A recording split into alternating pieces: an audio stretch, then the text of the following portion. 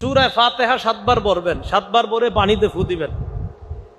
রাত 3টা বাজে আপনার বিবি হঠাৎ অসুস্থ, আপনার বিবি সন্তান সম্ভবা এই মুহূর্তে রাত 3টায় কোনো হুজুরে পাবেন না, ওনারা ঘুমায়, ইমাম সাহেব মুয়াজ্জিন সাহেব ঘুমায়, আপনার বাচ্চাটা রাত 3টা 4টার দিকে কান্নাকাটি শুরু করছে, তখন কোনো ইমাম সাহেব খতিব সাহেবকে পাবেন না, তারা ঘুমাচ্ছে।